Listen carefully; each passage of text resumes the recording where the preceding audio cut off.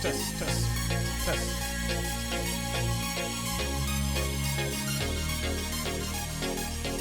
Guys in the chat, let me know if you can hear me.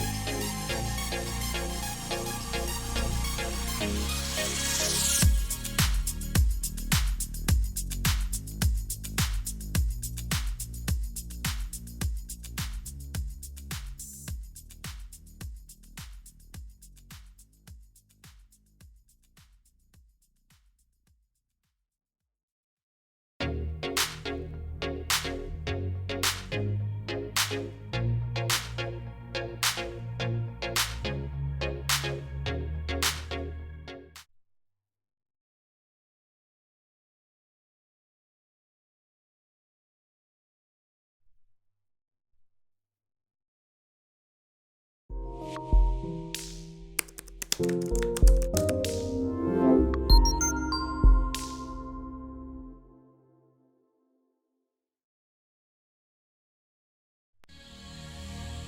a fucking loser. You live in your mom's basement. You probably have a 2-inch cock. You sound like a white guy. Congratulations. For what? You said you got a girlfriend. You're probably a virgin. So that's a no for Netflix and chill? Fuck you. So I'm curious. Tell me about your show. What do you talk about? I talk about how women ain't shit. Oh. What's up, guys? It's your man, Donovan Sharpe, and welcome to the 586th edition of TSR Live, your daily dose of red pill truth, wisdom, and awareness. As always, we are brought to you by Gorilla Mind Rush, the #1 non-habit-forming energy and focus supplement on the market. Be hyper-productive and laser-focused for hours with zero crash and zero jitters. Support your productivity and the show by going to donovansharpe.com/Gorilla Mind Rush to get your hands on a bottle or 217. We are streaming live to Facebook, Twitter, Twitch, YouTube, VK, OK.ru, and later on, of course, Sharpe Stream. So however you are watching, wherever you're watching from, thank you for making the Sharpe Reality Live a part of your daily routine. It is Thursday, April 2nd, 2020. It is good to have you guys in this afternoon. Happy birthday to my dear sister. My sister turns 41 today. So happy birthday to you. Let me think of a name. Let's see. I think I'll call my sister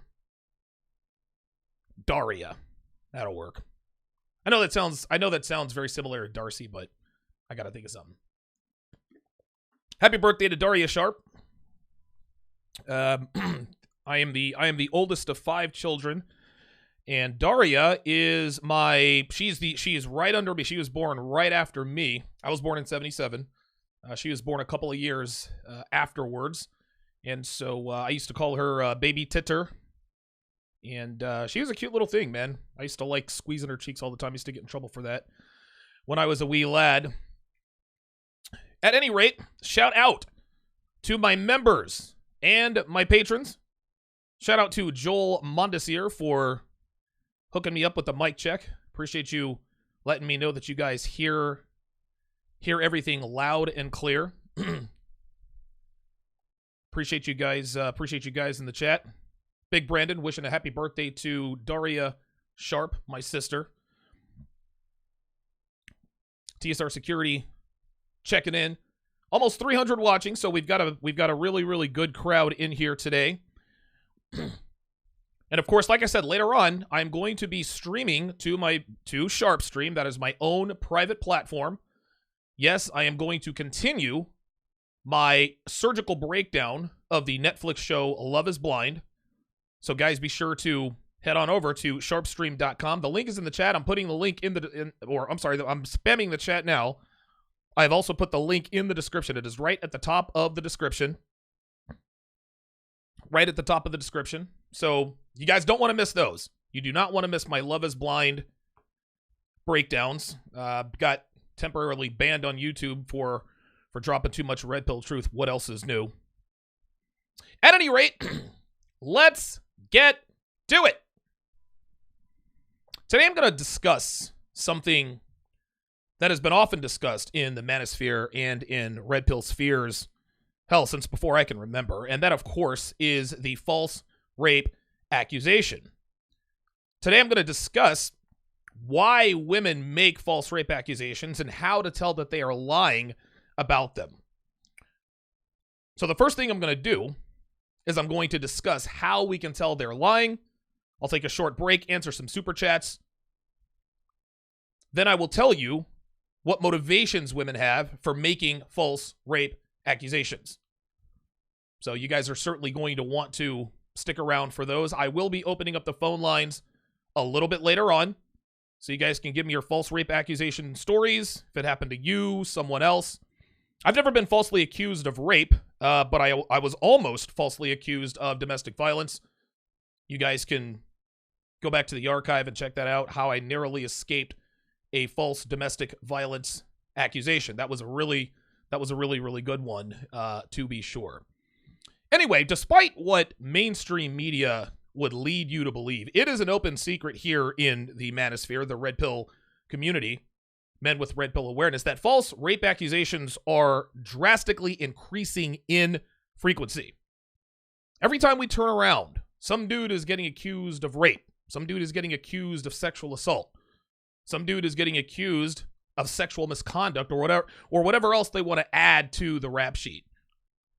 What's more is that I'm beginning to notice that the word rape is rarely used anymore. And the reason for this is that rape is binary. It either happened or it did not. I've talked about this way back in episode 9. But women in the mainstream media, they seem to have figured this out at this point. They seem to have figured this out. We've had a few women exposed as liars when their rape accusations turn out to be false. Jackie Coakley at the University of Virginia comes to mind. Emma Sokolowitz, the mattress girl at Columbia University. And of course, we all remember Crystal Gayle Mangum and the shit show that was the Duke lacrosse case. That was unbelievable. The Duke lacrosse case was one of the most disgusting miscarriages of justice in my lifetime, if not the most disgusting. That was crazy. I was living in Raleigh. I was working in the Triangle when all that went down. It was crazy. Anyway, what's happened recently is that women are no longer saying that men have raped them, because in order for a man to be charged with rape, all of the elements have to be met. And for those of you who are not lawyers or cops, I'll try to explain it to you this way. And I'm not a lawyer. I'm not a cop. I'm not going to pretend to be. But I'll explain it to you this way. In order for a man to be charged with the crime of rape or forcible rape, every crime has to meet a specific number of elements, right? So the first element, in terms of the crime of rape is concerned, is that there is sexual intercourse. The second element is by force or by threat. The third element is lack of consent by the victim. Now, obviously, all of the elements slightly vary from jurisdiction to jurisdiction, from county to county, from state to state, but by and large, those elements are necessary.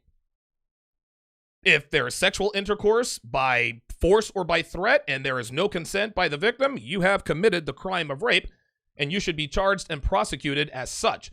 The problem women ran into is that after the false rape accusation came to light, after the false rape accusation started coming to light, when we started finding out the truth, is that judges these days are not quite as quick to arrest men when they go crying to the cops. Don't get me wrong. Judges are still locking up dudes with no evidence, except for, of course, the story of the victim, but not as much as they used to. Well, feminism has wised up and decided to broaden the definition of rape by giving it new names and new definitions. Sexual assault is the new big one, and this is what the media uses now to publicly convict men. Now, sexual assault has elements too, but the very first element is an act of sexual violence against a person, and that's where women have added subjectivity to these elements. Sexual violence can mean anything from touching a woman's arm or even saying something to her. If a woman feels she's been sexually assaulted, she can go to the cops and say an act of sexual violence has been committed against me, right? He looked at my ass. He made an overt sexual remark. As far as she's concerned, any man who tells a dirty joke around her, oh my God, that's sexual assault. He said he wanted to take me out on a date. That's sexual assault. Well, the media has now grouped the word sexual assault. They've grouped it in with rape. So a man accused of sexual assault is also quasi-accused of rape. Since rape sounds worse, it's the word used the most. So now the question becomes, why do women make false rape accusations? What's the motivation? Well, I'm going to answer these questions, but the first thing we're going to do is talk about how we know a rape accusation is false. And before we do that, I'm going to turn on my fan because it's really freaking hot in here. Give me a second. Woo! Holy cannoli. All right. There we go.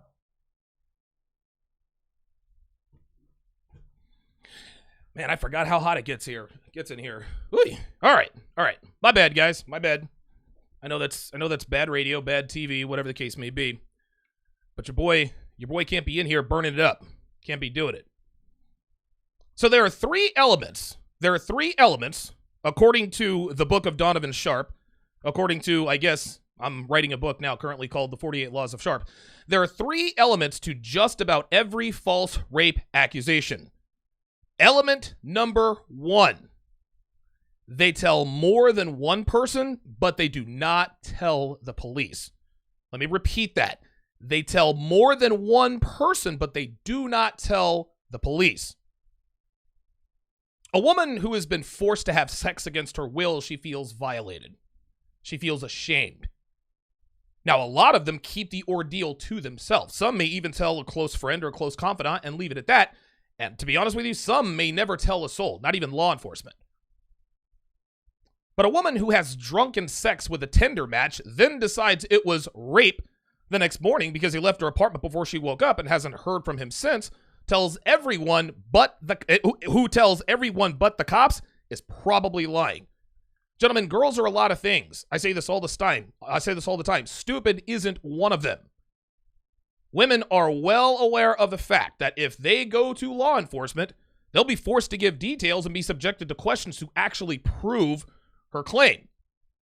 Now, if she wasn't really raped, she knows she'll have to fabricate a story, which opens up a whole other can of worms. They don't want those problems.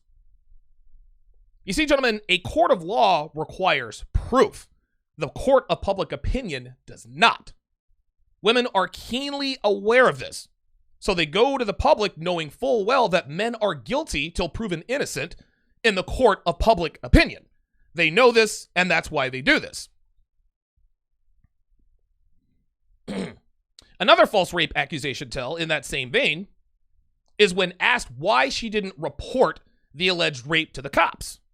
The go-to statement they all seem to use is, well, I was embarrassed, or I didn't want to bring shame to my family. So let me get this straight. So she can tell anyone and everyone, she can tell all these people, friends, family, neighbors, about her horrifying, harrowing experience without shame or embarrassment, but she can't give that same story to law enforcement? So you're willing to endure shame and embarrassment from family and friends who are not obliged to keep your secret a secret. You're afraid to go to the cops and suffer embarrassment from who exactly? Now, if a woman accuses a man of rape and doesn't go to the cops, that doesn't necessarily mean she wasn't raped. But if she doesn't go to the cops but tells other people, guys, that's a false rape accusation. Element number 2, the second element of a false rape accusation, the sex was consensual. A little earlier, I told you guys that I have talked about and discussed the fact that rape is binary. Either it happened or it did not. I've stated in the past that the term date rape is a myth. If a woman is forced to have sex against her will, she has been raped. Whether or not she knew the rapist doesn't matter. Neither does the fact that she went out on a date or a meetup. A woman was either raped or she was not. Now, the reason why women use the term date rape is so that they can muddy the waters when it comes to the details of her sexual encounter with the accused. If she knows that she willingly engaged in sex, but then turns around and makes a false rape accusation, she'll say she was date raped to cover up the fact that the sex that occurred was not forced. In other words, it was consensual. Having a one-night stand with a guy who never calls or texts again isn't rape. Neither is a fuck buddy who ghosts on you after a few weeks. So if a woman says she was raped, but then admits that the sex was consensual, She is making a false rape accusation, period. The third element to the false rape accusation, her offender is a man of means, a celebrity, a pro athlete, a CEO, a man of means, man with money.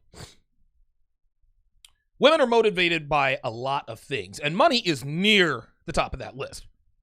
Good-looking women have used their looks to acquire money, resources, and anything else they can think of for generations.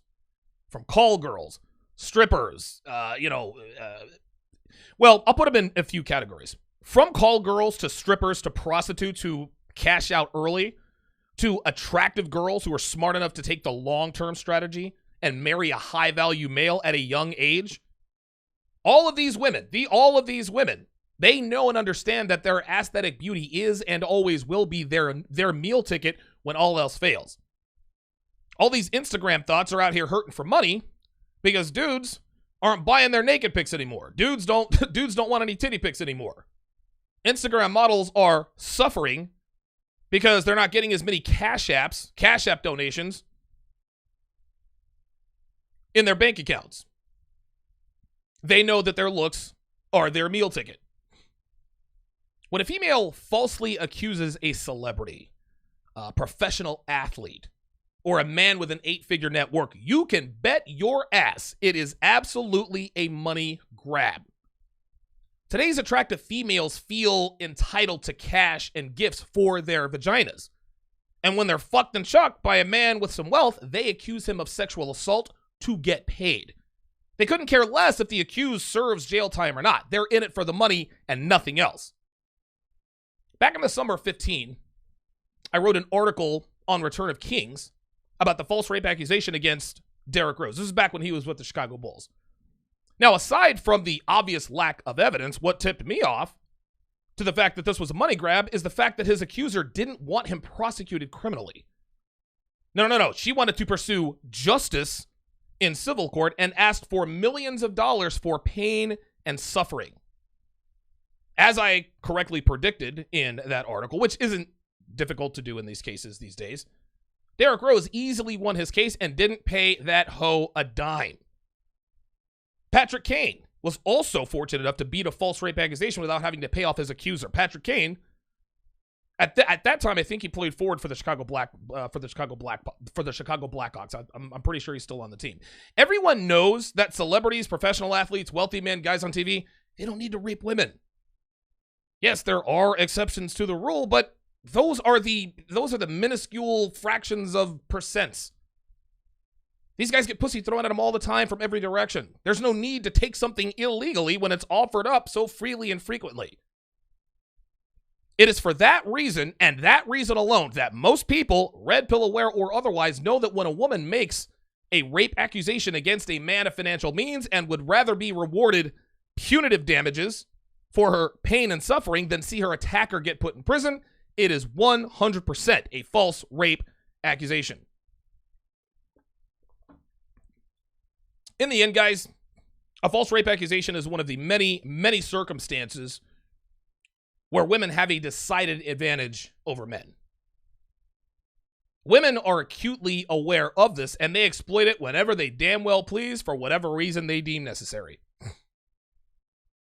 Always keep these motivations in the front of your mind when commingling with a woman on any level. All she has to do to turn your life completely upside down is make a false rape accusation against you. And guys, I'm here to tell you, she won't lose a wink of sleep over it because she knows the worst case scenario for her is better than the best case scenario for you. All right, let me read off some of these super chats here. Got a few in the chat. Wait a minute. Hang on a second. Fredo knows best with the $2 super chat says there are no punishments for false allegations. Man, I'm here to tell you, man. I'm here to tell you. It's a damn shame. And I'm going to open up the phone lines here pretty soon. Chief Rocca with the $10 super chat says, peace, Donovan, Sharpe, and the chat. Appreciate that. Appreciate that. Pardon me.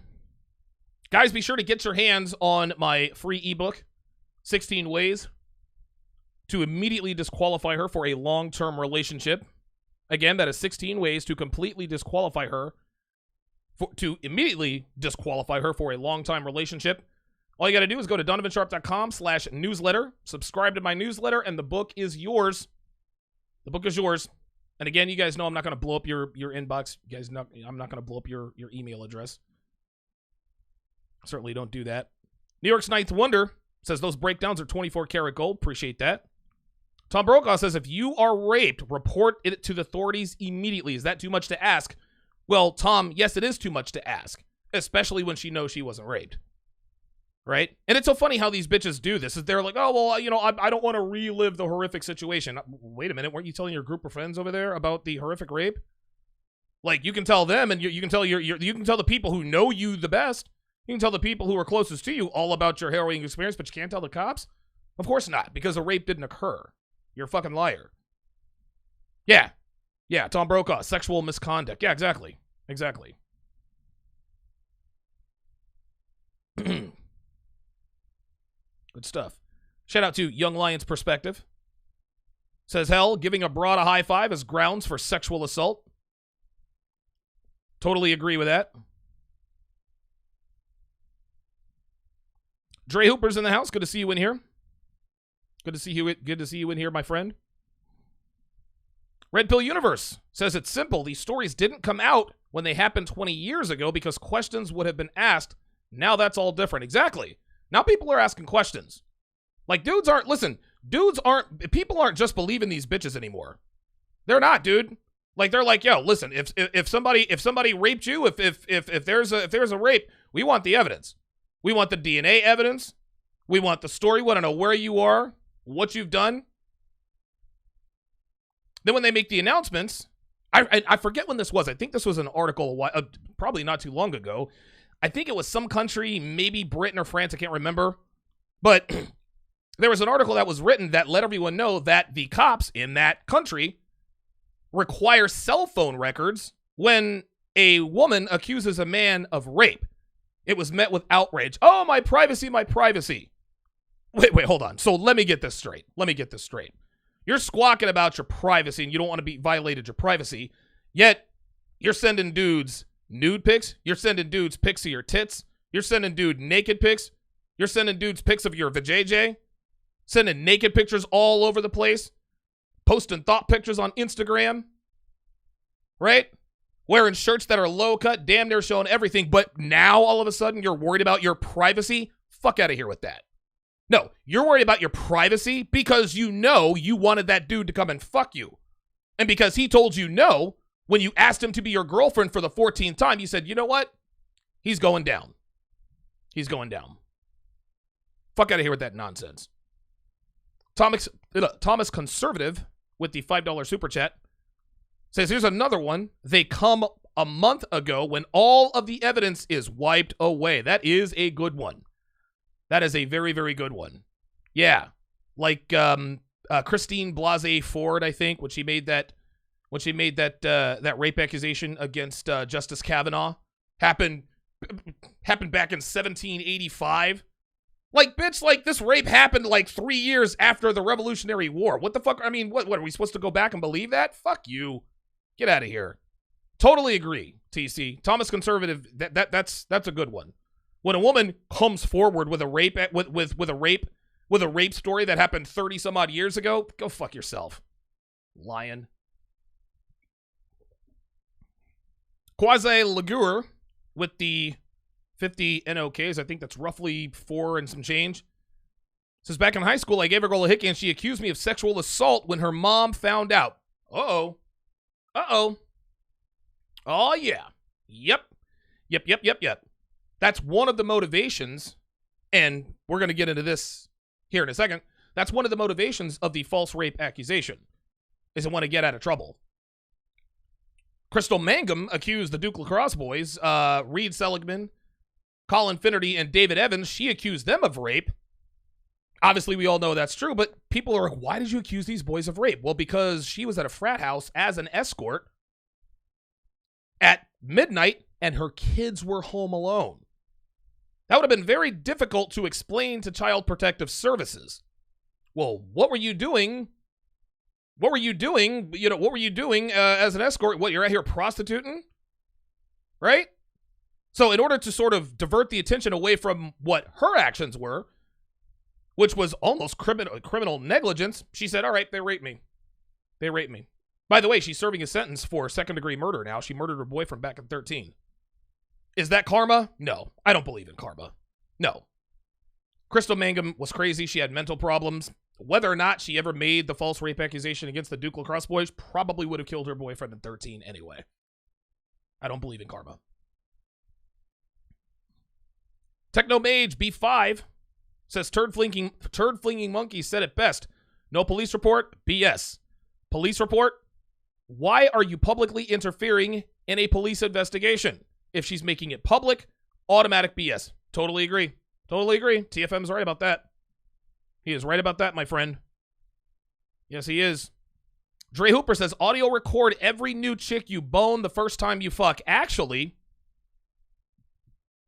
I think that's phone calls. Never mind. I know that you cannot record phone calls without the person's permission, but you can record video without their permission or without them knowing. Right? You can record that. Listen, you can record the video. Put cameras. Dudes are starting to do this. They're wearing GoPros. Dudes are wearing body cams now. They're wearing these like super secret spy like GoPros and shit. Putting cameras and shit up in their rooms. Dude, I used to do the same thing. Listen, after I narrowly escaped that false domestic violence accusation, bruh, listen, man, I put cameras in every fucking room, everywhere. Got video of me fucking girls all over the place. So if one of them got stupid and tried to go to the Las Vegas police department, here you go, LVPD. Bam. She's sucking my dick. Does that look forced to you? Yeah, I didn't think so. Bitch, please. Fuck out of here. Good suggestion there by Dre Hooper. Omega Legion with the $2 super chat says, hey, man, I hope you have a good day. Appreciate that. Okay, let's now talk about the reasons why women make false rape accusations. And I'm going to go ahead and open up the phone lines here. 914-205-5356. That's the number to call. If you want to talk about this, if you have a story, if you heard of a story, whatever the case may be, 914-205-5356, 810 people watching. Somebody actually gave this video a thumbs down. You know what this means? This means that people out here don't want men to know how to recognize a false rape accusation or how to avoid it. That's the world we live in, guys. That's the world we live in. All right. So, there are a few reasons why women make false rape accusations. Reason number one, attention. A girl will dress like actually, let me back it up here. Girls are like children in a lot of ways, okay? They want attention all the time, whether it's good attention or bad attention. Okay? So, for example, a girl will dress like a slut in public, and even though she gets negative attention, mostly from women, they still revel in that attention.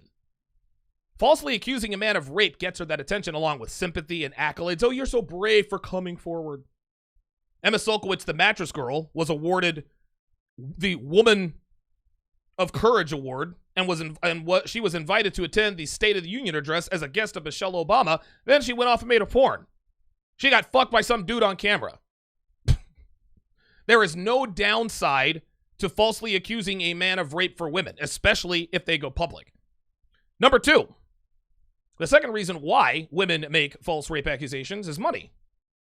Now, this, of course, is what I talked about earlier. Money from professional athletes. I talked about Patrick Kane. Derrick Rose was falsely accused of rape. And what happened with the Derrick Rose situation, this is funny. So she got banged out by D Rose and his crew. Got banged out by D Rose and his crew. They ran a train on her, whatever. She accused him of rape. Guess what? He showed the text messages back and forth. And I forget the girl's name. But he said, look, man, these text messages right here. Like, she said she was coming through, blah, blah, blah, blah, blah. And in the end, he wasn't charged because the evidence that supported his innocence was insurmountable. Not only, like I said, she didn't want him prosecuted criminally. She went after him in civil court because she wanted money. It's the same with the Kobe Bryant situation. She had that settled out of court.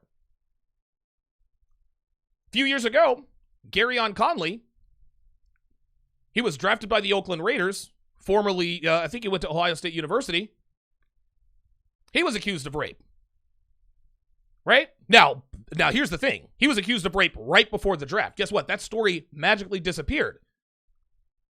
Because after she accused him of rape, there was no evidence. See, if there's no evidence, they don't want to cover it, especially ESPN. Right? And here's what happened. The girl he banged the night before the draft probably didn't know who he was. Probably had no idea who he was. He's a good-looking brother. He's in good shape. He's a young guy. Hooked up with him. But as soon as she's probably watching TV one day, be like, oh, shit. This kid I let bang me out last night is in the NFL draft. Oh, you know what? I think he raped me. So when a woman accuses a professional athlete of rape, it is always a money play. I said this before, guys. Pro athletes don't need to rape women, guys. They don't. They get pussy thrown at them literally from every direction all the time. So when these hoes out here files a complaint or a false rape accusation, it is always because they want to get paid. Women who fuck pro athletes, this is funny. Women who fuck pro athletes think they should be financially compensated in some way, shape, or form. Right? A lot of them get pregnant on purpose and financially set themselves up that way. But if she just gets fucked and chucked and knows he's not gonna keep her around, now she accuses him of rape and hopes for settlement out of court. That's that play. The third reason I will point out as to why women falsely accuse men of rape is because it makes them feel attractive. Women want a lot of things, gentlemen. They want money. They want the latest clothes. They want the latest iPhones, material possessions, all kinds of stuff. But the one thing they want the most is to be desired. 10 out of 10 women will tell you that they'd rather be dumb and hot than be smart and attractive. They'll tell you that. Hot women live lives better than unattractive girls regardless of how smart or dumb they are. Unattractive women who are smart would trade places with the dumb hot girl tomorrow if she could. She knows she would. A false rape accusation tells the world, look at me. I am so attractive. I am so desirable. A man couldn't control himself around me. I am so sexually attractive. He wanted me so badly. He committed the crime of rape against me. He wanted me so badly, he committed a crime.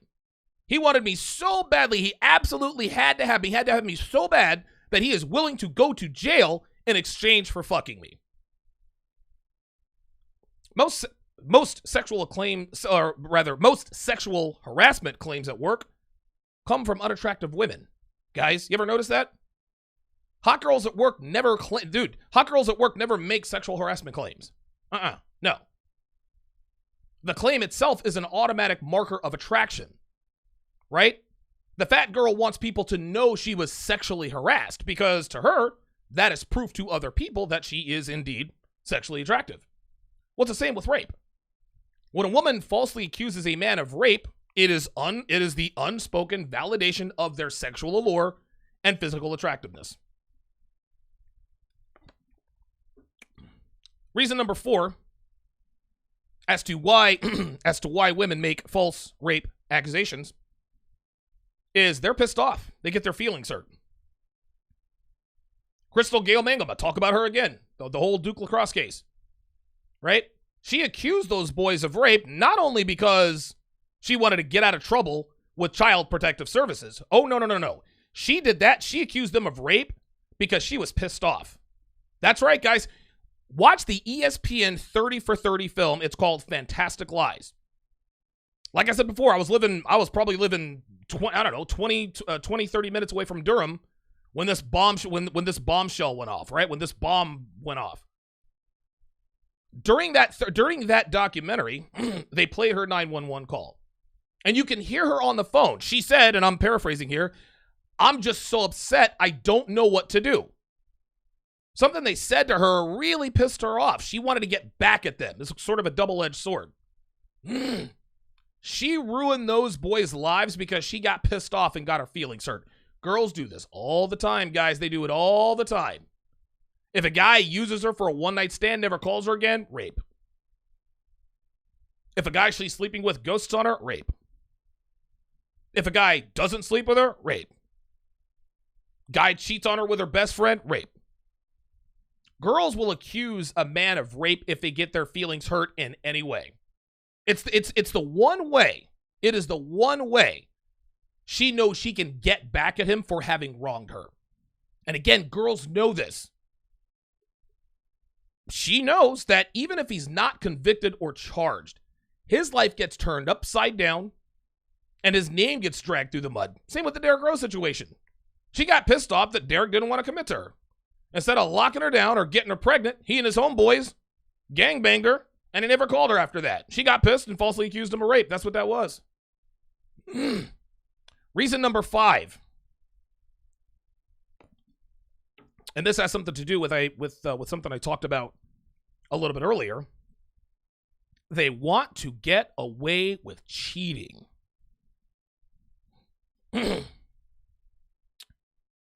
There was a story a while back, and I looked for it for half an hour. And it was two brothers. Two brothers. And one of the brothers was married to a woman. Well, the woman fucked the other brother. The woman fucked her husband's brother. Right? After she fucked him, she accused him of, okay, so she fucks him, then 3 days later, apparently his brother, the unmarried brother was thinking about telling his brother, hey, I fucked your wife. So the wife beat him to the punch and said, hey, your brother came in and raped me. I also remember her saying, well, you know, they look and feel, I think she was, oh God, I wish I could remember this story. But she was on an interview, I think it might have been 2020 or something. It was on CBS, whatever. And I remember she was being interviewed by somebody, and the interviewer asked her, well, that's not your husband, right? Like, couldn't you, like, you couldn't, like, obviously you were raped, but you're saying now that you thought that this guy was your brother, that was his brother? She says, well, I understand that they look and smell and feel differently. And the interviewer says, well, wait a minute. How would you know what the other brother feels like? Right? She got caught off guard with that. They know that they can get away with that with blue pill guys. They know they can falsely accuse. They know that they can go off and fuck somebody. Then when it gets close to time, when the boyfriend gets close to finding out that she cheated or fucked somebody else, that's what she does. Well, I was going to tell you this, but he raped me. And now the blue pill white knight guy, now he wants to kill somebody because he thinks that his girlfriend was raped. He thinks his fair maiden was raped. Dude, if Devin came to me and told me that she was raped, I'd be the fuck up out of here. Straight up. I'd be gone. Donovan, I was raped. I'd be out. But Donovan, why would you leave your woman after this horrible ordeal? Well, because I trained her not to put herself in situations where sex could occur, whether she consents or not. But what if she is jogging and somebody jumped out and raped her? That wouldn't happen because I would never allow her to go jogging by herself. Oh my God, you're so controlling. No, I give her a choice. When I say I don't let her go jogging by herself, what that means is that I don't let her go jogging by herself if she wants to stay in a relationship with me. She can do whatever she wants. But choices have consequences. Actions have consequences. But what if she's kidnapped and then raped? If it is proven, let's just say, for example, let's say Devin was kidnapped and raped, right? Let's say I'm at the store one day, whatever. Somebody breaks in, kidnaps Devin, rapes her, brings her back, whatever the case may be.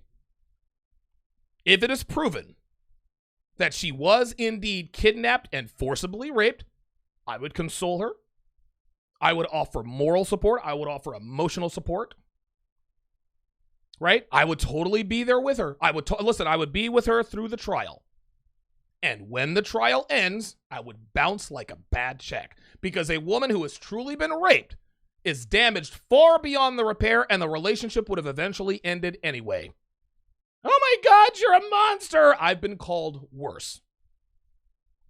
Guys, women have weaponized false rape accusations for many, many things. And if you think for 1 second that a woman wouldn't use it on you to get away with cheating, you need to go to donovansharpe.com ASAP. You need to go to my YouTube channel and binge watch until your eyes bleed. Straight up.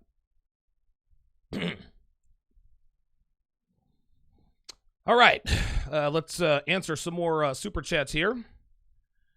I got callers on the line. I'm going to get to you guys in just a second. All right. Omega Legion with another $5 super chat. Says, when I hear a false claim, I think, bitch, cry wolf. If she didn't like it last night, then cry. All I see is women that want attention, power, and control. Yep. That's it. That's 100% right. 100% right. John Rampage with the $2 super chat. Appreciate that. Appreciate that.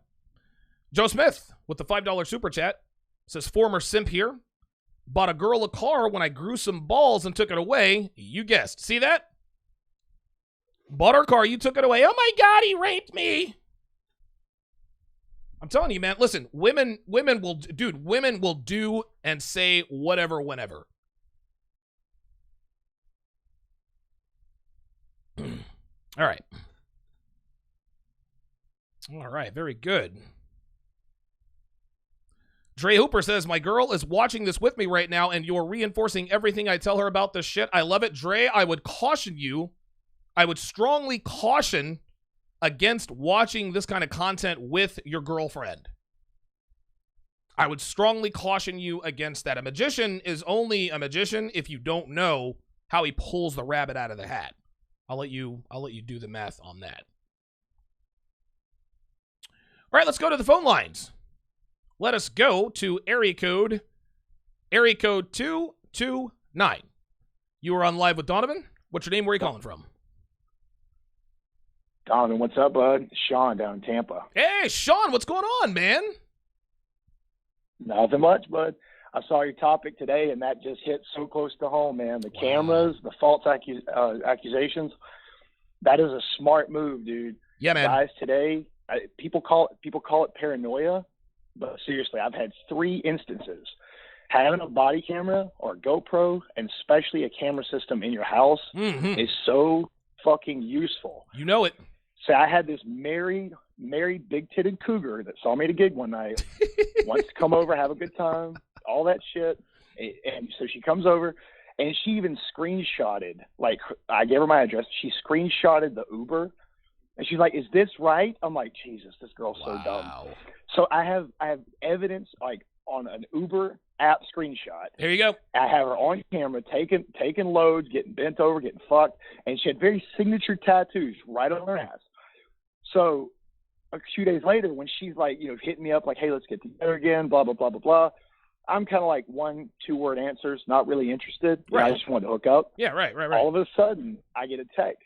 That says, it'd be a real shame if what comes out was a different account on my part. Some sort of like word salad. Oh, of course. Yeah. Of course.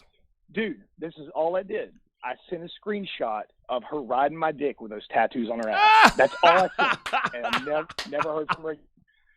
So people can call it what they want. I get it. Beta males and weak-ass minded people will be like, oh, my God, you're filming these women. No, I'm protecting myself. That's right. I'm not putting this shit online. No, I'm not jerking off to me dude, fucking other women. No, No, it works, dude. If you've got something, when they come at you with an implication of some sort of narcissistic gaslighting type threat, bro, send them a screenshot of them taking a load across the face, and they will leave. That's a wrap. They'll disappear. Listen, Sean, Yep. I love how all of your stories start just like this. Well, I was fucking this married chick who saw me at a gig one night. I love it, man. Dude, that's just how it goes down. I mean, I play music for a living, Right. And I mean, I've talked to you guys. I've talked to Rolo. That's the way it goes down. Like, Yeah. before the show, nobody's interested in me. I'm just an average dude. Sure. I'm handsome, but I'm not like some star-studded 6'4" guy. Right. But as soon as I play a show, I start playing. It's like chicks are like, oh my God, there's something about you. I'm like, look, chick, you don't have to do plausible deniability. Something about me is you saw me playing in front of other women and you like the pre-selection. There you go. You want to take the load. I get it. It's all good. But when they try that false accusation shit, dude, Hell I'm telling you, no. it's worked on 3 different occasions. I've got a body camera, I've got an Arlo system, and it works, man. They try something, send them a screenshot, like, look, I got your husband's name. I'll send this to his email. You know I'll what I'm find saying? him, and I'm like, hey, dude, check it out. You accuse And me, I beta accuse males- you, bitch. And beta males are dangerous as fuck, dude. Oh, because they are. Short of them actually catching their wife with the dick in the mouth, they will. You could send them video of their wife getting pounded out, and Yep. they'll be like, "Oh my god, this is like CGI photoshopped video." Like, nope, Dude. she's getting fucked, dude. That's your wife. And Yeah, she's loving it. She's getting fucked, and So, she wanted it. She They're absolutely super wanted it. dangerous. They get triggered and they'll go off.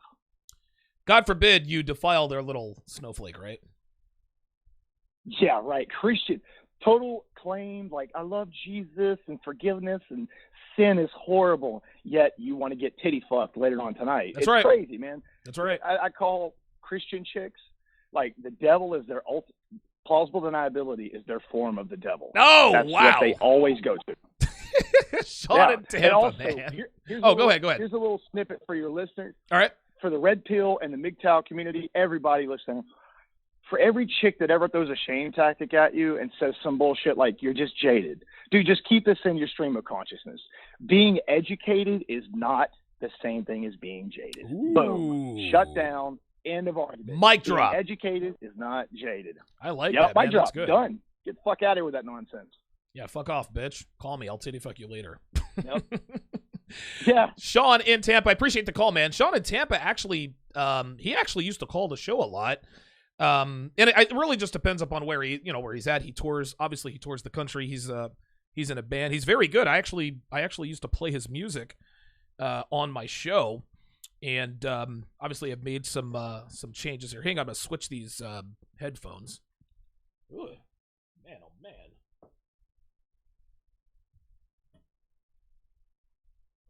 There we go. All right. Much better. Yeah, these don't squeeze my head. I don't know, sometimes my head just has different sometimes my head is more sensitive to I've got like 8 different pairs of headphones that I use on the show. Of course, you guys know I suffer from migraines, but at any rate. Yeah, Sean in Tampa is absolutely right, man. These especially married bitches, they'll stop at nothing. They'll stop at nothing. Joe Smith with another $5 super chat says, most men are in prison directly or indirectly because of a woman. Truer words never spoken. Truer words never spoken. Zachariah Hayes with the $2 super chat. Appreciate that. Bolvaloo BT, welcome to the chat privileges. Appreciate that. Appreciate that. Good stuff. Being educated is not the same as being jaded. That is, dude, straight facts, homie. Straight facts. All right, let us go back to the, pardon me, let's go back to the phone lines. Let us go to area code. There we are. Let's go to area code. Area code, come on. Area code 347. Area code 347. You're on live at Donovan. What's your name? Where are you calling from? Hey, it's Anand in New York. Can you hear me? Hey, what's going on, brother? Hey, so I just wanted to share a story with you today. Sure. It's not a false rape accusation story, but it's kind of similar. Okay. So what ended up happening was that this happened to a friend in college. Him and this girl that he was in a long-term relationship with, they decided that they were going to make a sex tape.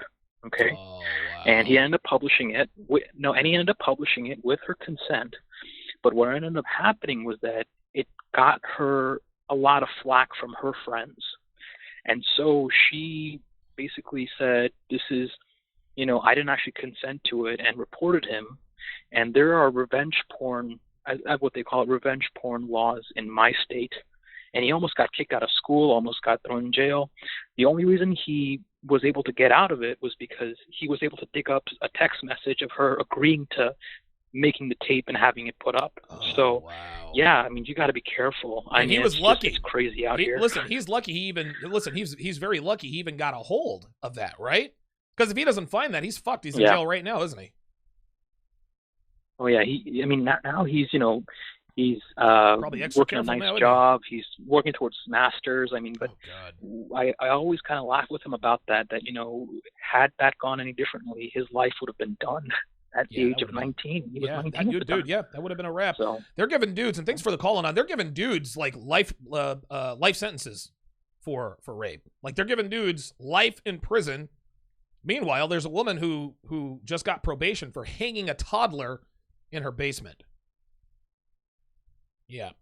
NYKey31 says revenge porn charges will screw a dude up. You know it. You know it. Good God Almighty. I've never understood revenge porn. Is it where a girl fucks another guy and then she lets her ex-boyfriend see it? I don't know. I've never really understood it. Never really understood it. All right, let's go back to the phone lines. Let us go to area code 857. Area code 857, you're on Live at Donovan. What's your name? Where are you calling from? Hi, I think that's me. Yes. My name is Sammy. I'm up in Boston. Said Sammy? Sammy, that's right. Oh, okay. 90 seconds. What's up, Sammy? Can you hear me? I can hear you. Perfect. Is it okay if I just say something a bit off topic? Yeah, sure. Yeah, well, basically, I just wanted to commend you on two things. One is something that I feel that you do, and then something that you said. And just to give you some background, I'm an Arab Muslim guy, early 40s. Okay. Moved to America as a young man. Like I spent my whole adult life in the U.S. basically. Okay. And I was going to say, you don't sound like you're from Boston. 60 seconds. Yeah, I was going to say, you don't sound like your typical Bostonian. Hi, this is Terry O'Malley. I'm from Boston. I don't. I grew up overseas, but I went to American schools all my life. Oh, okay, good stuff. All right. I went to Good college stuff. here and stuff. Yeah. So I just wanted to. I appreciate that you don't seem to. I know your stance on religion, but I appreciate that you don't have a reflexive, anti-Muslim bias. Like No. I've seen you before give credit on certain things, and I understand that there, criticism and credit is a give and take. You take it per situation. But Sure. I appreciate that about you, that you seem like a live and let live kind of guy who can meet respect with respect, and I appreciate that. So I wanted to commend you on that. Well, I appreciate it, man. The other thing is, I wanted to commend you on something you said, because I agree with you. Okay. Which is the thing about, how if a man believes in something 10 and he believes in seconds. it strongly, Mhm. more often than not, a woman who's really into him will go along with that. And Yes, I've she will. seen that where, like if I'm a Muslim guy, but I'm not 100% strictly observant in everything, but I'm Sure. a believer, Right. And I've dated girls who are like Christian, some who are completely irreligious. And funny enough, they've all explicitly told me that they respected the fact that I believed in something that was greater than them. There you go. And because I was sincere in it. You know what I mean? And the other thing, too, I've seen it apply in families. Like, I have a lot of friends who've grown up, I've grown up with some who've, completely abandoned the religion, some who believe in it more strongly than I do. And the difference is this, where I find is where parents don't shove it down their kids' throats, but they live it sincerely. Yes. The kids tend to respect the parents' integrity, and they tend to stay closer to it just because if your parent is hypocritical where they tell you one thing but they behave in a shitty way, yeah, of course. you lose respect for them, you lose respect for the whole thing. So even in families, I've seen it's the same kind of thing where the parents live it for real and they're sincere, but they're not assholes about it, the kids go along with it because out of it, the sheer integrity of it. And I've Sure. seen it in even in America, how people say African American families and all the issues that go in there. Sure. I Yeah. have friends who are African American who are converts, and in some cases the entire family converted. Wow. What I see is that the men are men and the women are women, and but again, it's because the Muslim men, sure, in Islam too, the men have to go out of their way to support the women, but there's a certain respect that has to be kept there, and the men call the women on their bullshit. Yep. But the women respect the men for that. They respect the men for keeping them in check if the men are fair. You know what I mean? And that's Right. the thing. That's the key. You have to have the courage of your conviction, but you have to be fair. But don't take shit if you know that you're being wronged, Yep. And I find that, the men are very loyal to the women, but the women respect the men. And Right. they're loyal to them. Why? Because they know that these men are for real. They're reliable men. And it really goes along with what you said. If you really believe what you do, and you stick to it, more often than not, a girl who's into you, She'll follow will you. do whatever She'll it follow takes you. to stick to you because you respect that. And that's a very astute observation, and I wanted to commend you for it because it's not just relationships between man and woman, but even in families. Yes. I've seen it apply. That's a good point. And I just wanted to commend you for that. And that's all I kind of have to say. Well, thanks for the call, Sammy. I appreciate that. Sammy in Boston.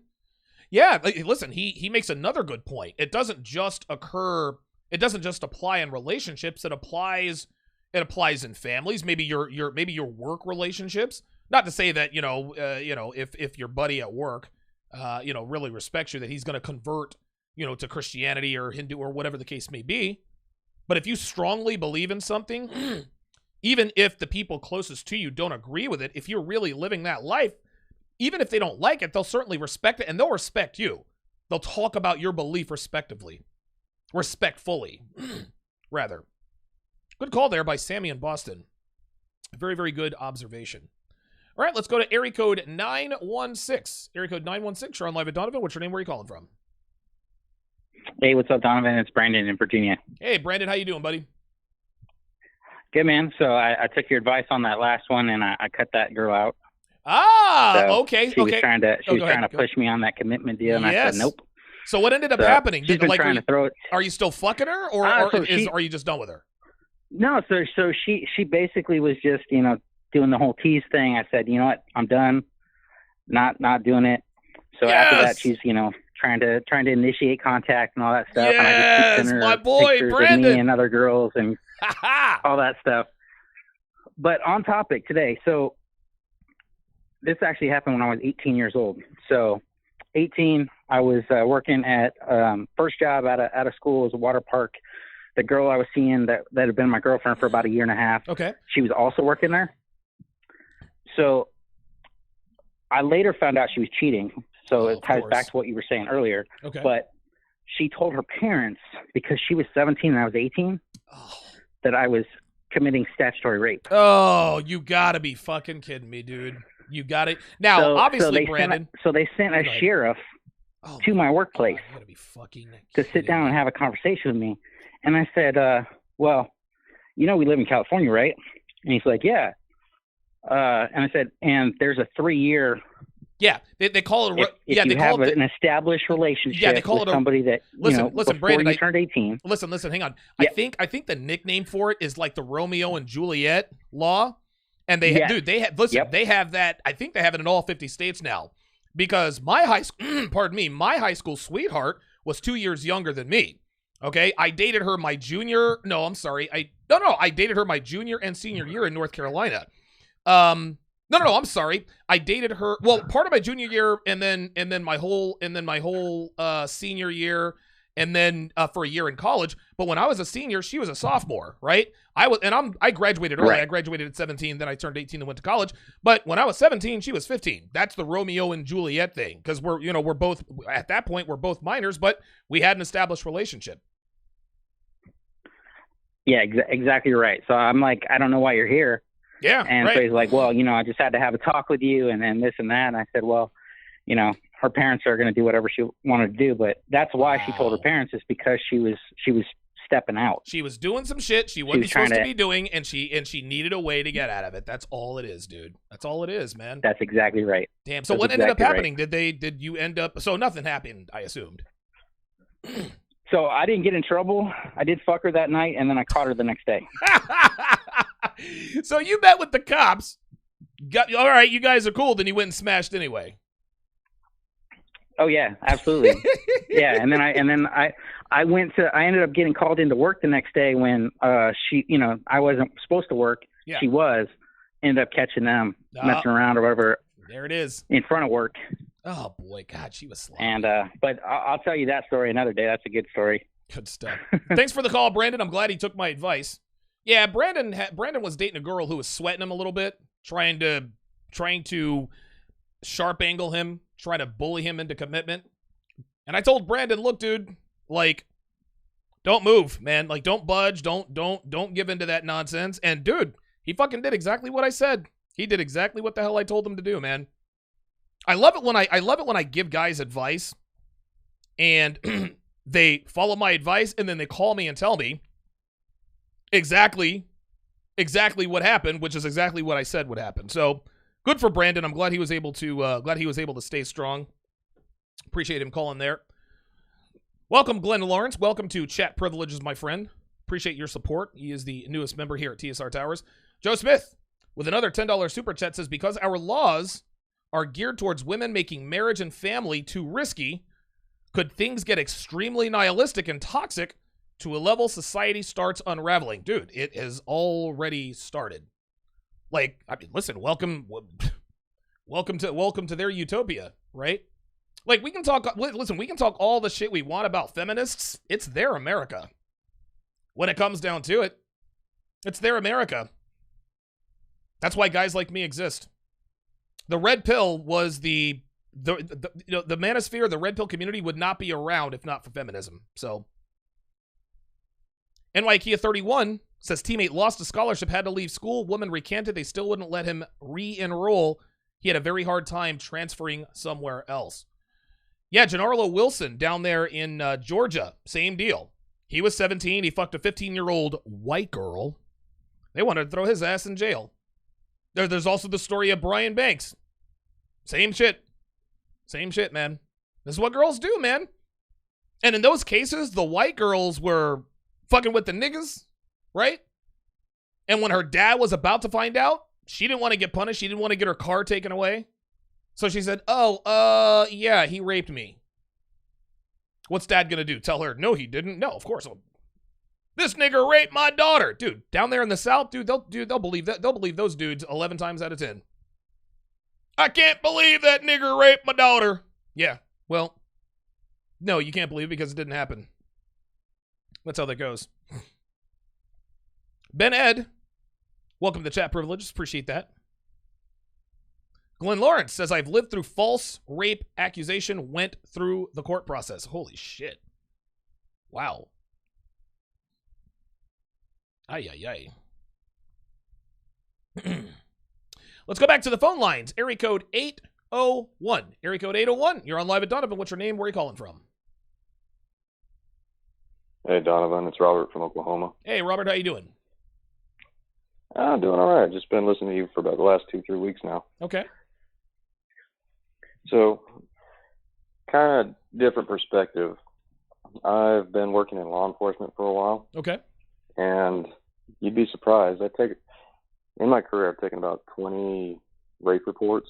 Wow. And for some reason, I can always tell when they're full of shit. Oh, they'll come at you. Here's one example. I can't give you every detail or name or anything, but this woman calls in, says she wants to file a rape report. She's calling from the hospital. She said she was raped that night. Well, what she did, mind you, she's calling at 5, 6 in the evening. Right. So she says the night prior, about midnight, was when it happened. She, in that time, washes every piece of clothing, takes a shower, eats, does all this stuff, destroys any kind of evidence. Unbelievable, man. And then proceeds to do all of this. Sorry, I just woke up. I work the night shift. That's cool, man. But but she does all this, has absolutely no evidence, can't tell me a single thing about this person other than that her mom and somebody else held her down and raped her. Her mom helped this guy. Her mom held her down and had a dude rape her? Yeah. Why would she say that? That was her story. So why would she lie about that? Is she trying to get her mom locked up? I have no idea. Oh my God. I don't know why it was, because it's not like the person that she's claiming was financially in a good financial situation. She knew him by his street name. Oh wow. Yeah, he's living in a government assistant housing. I mean, there's absolutely no benefit to doing this. But I can see through it. Like, I called my partners and they said, "Oh yeah, I remember that girl. She was drunk in the foyer in front of the apartment complex, and EMSA took her to the hospital because of how intoxicated she was." Oh wow. Like the emergency services. So her story unraveled very quickly. It doesn't. Yeah, I could see right through it. My supervisor said to do the report anyways, so I did, which takes strain on your local police. Sure. Because it took me 6 hours to complete this report. Oh God. Jesus Christ, man. So it doesn't matter their financial status of a man. If they feel scorned, if they feel shunned or embarrassed, or you could piss them off in any way, because she's twice the size of this guy that she's claiming that raped her. Oh wow. But she's a big girl, huh? She's 250, 270 pounds. He's like middle linebacker 40. Big, huh? Yeah, I mean, she's bigger than I am, and I feel like I'm a pretty good sized guy. But it doesn't matter your status. It doesn't matter what you do or where you're at in life. If they feel scorned, they will pull it on you. Jesus Christ, man. Unbelievable. Well, thanks for the call, Robert in Oklahoma. And you, of course, being in law enforcement, you're out there on the front lines. with this whole COVID-19 thing. So you make sure you stay safe out there, Robert. Wear gloves, wear masks. Don't let these crazy bitches out there. I actually used to live in Oklahoma. I lived in a little town called Altus. Very, very small town in Oklahoma. Golden Resin, welcome to the chat privileges. I appreciate the support. Rum Nelson with the $5 super chat. Appreciate that. Bolvaloo BT wants to know, should we follow AB's advice about black men dating white women? What do you think? Come on, man. If you're thinking about taking Antonio Brown's advice on, and by the way, Antonio Brown is advising black men not to mess with white girls. If you're asking me that, it sounds like you've already got your mind made up. Let's go back to the phone lines. Area code 609. Area code 609. You're on live at Donovan. What's your name? Where are you calling from? Hey, Donovan. This is Kenny calling from New Jersey. Hey, Kenny. How you doing, bud?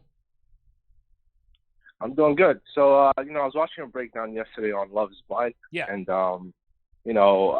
that Diamond and, that switch hitter she was involved with. That thing really pissed me off because in my head, I'm thinking, like, look, they did this shit on purpose. They did it on purpose. Like, of all the black men in America, you have to get someone who is a switch hitter. Someone who's obviously on the DL. Man, so she couldn't have been more pissed off, man. They did it on purpose.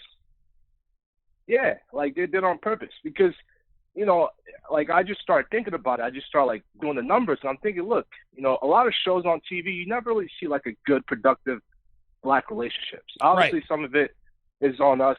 We let black women kind of run around and, do whatever they want. Yeah, but sure.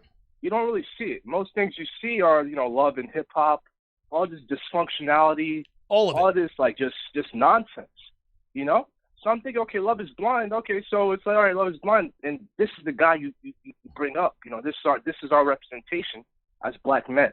We're obviously we're supposed to be the most masculine or whatever, and this is the kind of representation you bring up. A guy who's obviously gay.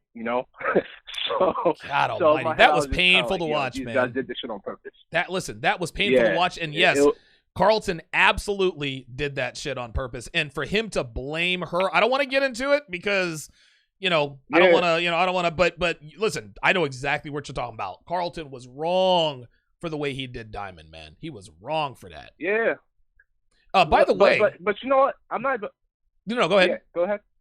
No, go ahead. No, I wasn't even blaming Carlton. I was blaming the producers for even picking him. That's what I'm saying, man. They didn't couldn't know. Find someone else, yeah, man. Dude, they did her dirty. And here's the thing, man. And I'll put this to you, Kenny.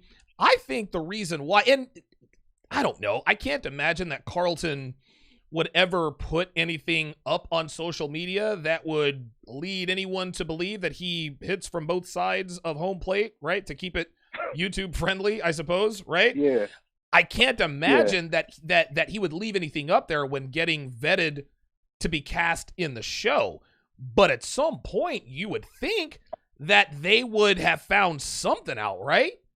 They didn't listen. They certainly didn't do that with the white girls. Dude, the white girls, man, they had their pick of the litter. All of these guys now, I wouldn't call them masculine, but they were good-looking guys, all along in their field. Exactly. Then two black women who could have easily ended up with a white guy. Two black women. So the one black woman picks a white guy, and then the one black man that the black woman picks is Chipper Jones. I'll just leave it at that. Yeah, I'll just leave it at that. But I have so wait, was Carlton the only black guy on the show? Was he the only guy they casted, or? As far as I know, I didn't really. As far as I know, let me think. I think he was. There might have been another black dude, but if there was, maybe there was one up because there are a lot of cast members who didn't really get much camera time because they probably didn't build too many too many connections. But as far as I can remember, Carlton was the only black guy. So of course him being the only black guy ended up being Eddie Murray or Roberto Alomar. Yeah, because wait, can you really imagine? Like, think about it, right? If they actually got like some, some masculine guys, like the guy, what was that guy's name? Bobby Jones. The guy from the other show you were breaking down yesterday. Oh yeah, Jimmy Jones. Yeah, that was my guy, man. Yeah, right. Why not guys like him? Yeah. Why not those brothers? Look. Imagine if they brought him on the show, and think about the psychological thing, they would be doing to the viewers, right? You have some black guy, he'll be taking all the bitches, You want to know, Kenny? You want to, blind, right? Kenny, dude, Kenny, you're on to something with that. I didn't even think about that, dude. Bruh, listen, Kenny, I think you're on to something. I think they knew. Dude, I think they knew, or I'll put it to you this way. If there was a guy like a Jimmy Jones, or dude, you take 3 of those guys from that Oprah show and you put them in there, dude, those white dudes wouldn't have had a chance. Them niggas would have been taking all the white girls. Amber would have been like, I love this Jimmy Jones. I mean, I like Barnett and all, but I love me some Jimmy Jones. And then what's her name? Jessica. She'd have been all in love with Barnett until Taquan got up in there. Yeah, I got me a little something. So do you have a job? I'd go from job. I'm an entrepreneur. They could not have. Yeah. There is no way they were going to let niggas with game hit on these white girls behind closed doors because they knew niggas be spitting game. It would have been a wrap. So the one black guy they chose for the show, the one dude happened to be, let me think of another guy who swings from both sides of the plate. Unbelievable. I have never thought about that, Kenny. Wow. Exactly. Wow. Exactly. So that's what I was thinking. Like, they couldn't have these niggas just taking all the bitches, man. They just couldn't have it. They couldn't have it. They had to pick somebody. And you want to know something? Carlton wasn't really the most masculine guy. And I think that's probably okay, well, this guy didn't really have too much game. Because, listen, regardless of what we all say in social media, niggas got game. They can, just like Steve D. Williams says, they spit that yak. Man, you get niggas with game behind the doors, man, and these white girls wouldn't have had a chance, man. All of them would have ended up with niggas, straight up. Man, oh man. Exactly. Because the whole point is, okay, Love is Blind, and obviously, if they see these guys in person, they could just kind of shut them out, like, for real. Black. What's up? My name was Sean. But it's behind closed doors. And it's all about talking. It's all about spitting game. Wow. So that's like the natural element for niggas to just start talking their shit, That's an unfair advantage. Listen, Kenny, that's an unfair, and thanks for the call, Kenny. Listen, Kenny's 100% right. Like, niggas with game have an unfair advantage in a show like that. Ain't no way those producers on a Netflix show are gonna let any dudes with game, any black dudes with game, hit on these white girls. Dude, any one of them. Unbelievable. The one black dude they had, happened to be Mickey Mantle. If you guys understand what I'm saying. Astute observation by Kenny in New Jersey. That indeed is the call of the day. Holy shit. I had never thought about that. Holy shit, man. Holy shit. All right, well, let's go to the next caller. Hell of a call there. Let's go to area code 404. Area code 404, you're on live at Donovan. What's your name? Where are you calling from? Donovan, it's Kyle in Denver. Hey, Kyle, how you doing, brother? Oh, man, trying not to get robbed out here on these streets. It's crazy. Out there on the mean streets of Denver, Colorado, right? Yeah, right. Well, I'm having to do some delivery work to pay, to help. Yeah, make ends meet. Yeah, I got you. So, you got to do what you got to do. Hey, straight I have up. 2 words for you. Okay. Thought pocket. Thought pocket. Yo, that's the word that London used. He's like, yo, I'm kind of flashy. You guys all saw the show. He's like, man, I be seeing thought pockets. He said, I can smell a thought pocket a mile away. She didn't even have to be in the microwave. I was like, yo, this nigga's talking about some thought pockets. I'm gonna tell you what though, if London was on good. Love is Blind, spitting game at these white girls, be like, look, Jessica, look. I know you're all into Barnett and all this, but I'm trying to tell you right now, you act like a thought pocket. I'm just here to tell you. Jessica would be like, oh my God, I can't believe you just said that about me. Oh, dude, he'd have got them panties. Listen, she'd have got him to slide the panties up under the door. Like, she'd have been like, all right, Barnett, I'm out. I'm rolling with London Fletcher because I don't want to be a thought pocket. Real talk. Totally. She'd laugh, and the panties would just fall off. It's a wrap. It's a wrap. Thanks for the call, Kyle in Denver. Yeah, Thought Pocket was awesome, dude. That was absolutely awesome. That's the craziest shit I've ever heard in terms of a description of a woman. A Thought Pocket. Wow. Good calls today. Area code 214. Oh, okay. Area code 214 has dropped. All right, let's go to area code 951. Area code 951. You're on Live at Donovan. What's your name? Where are you calling from? Hey, Donovan. Field Truck here, down here in Atlanta, Georgia. Hey, what's going on, dude? Hey, man, on the move. Like I say, I was me and about 25 truckers were all sitting there listening to you. Wow. And we're passing the good word. Hey, we're passing the good word on the CB that, hey, we're driving the Donovan Stream Highway, you know? Good stuff, man. Yeah. Hey, so like I said, we had one incident which happened, and one of the lot lizards are out there now, Donovan. Lot lizards are starting to come to truck stops and grow. Really? And we are having the problem where a lot of them truckers now looking out for one another on the CB, and we had a couple, like 4 of them on one lot, and This is over in Dallas. And what happened, you know, these younger girls and this younger girl was talking to me, and you know they like to go to truckers because they know that we have money. I guess. Yeah, right. You know? Of course. So that's it.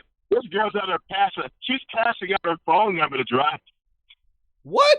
You know, and she's in the truck stop. Anyone can actually walk in there. You know that now. No, of course not. Oh my God, man, that's crazy. Yeah. Oh, I said, why you give me your number for? Well, hey, you know, me and my sister, you know, we're walking around here and all this stuff. Oh, shit, me and my sister, God damn. Has anybody been seeing these 2 ladies here, you know, giving you a phone number, and all of a sudden about 9 of the trucks said, yeah, matter of fact, yeah. One girl tried to sell me weed. I said, look, let's call the PD on these people and set them up. Damn, dude. You know what you should have said to her? You'd be like, hey, look, check this out. Y'all trying to do like a 2-for-1 deal? Can I buy one, get one free? She'd have probably said, yeah. Yeah, but the only thing about it, you know, when you're on these truck stops, you don't know what they or where they came from. God damn, man. You know, so and then also the fact that they could, and I said, guys, don't do it because they tend to they can be your friend 1 minute, and then all of a sudden you a suspect and you going to jail for false rape. Every time. So we set them up and called the cops, and we had the cops. We gave the number to one of the plainclothes officers. Yeah. And then you let him call the phone number, and when they had them come back to the truck, they nabbed all 4 of them. Look, man, and listen, because all the drivers came forth, and they all had the same pink piece of paper with their name on it. Hey, he said, them bitches right over there. You know, the bitch handing out the pink business cards, passing out pussy. Her right over there. Hey, that CB comes in handy, Donovan. Believe me. Wow, unbelievable. So you guys are out here in these streets. Y'all setting up them hoes. Y'all setting them up. That's right. Hey, they'll set us up if they get the chance.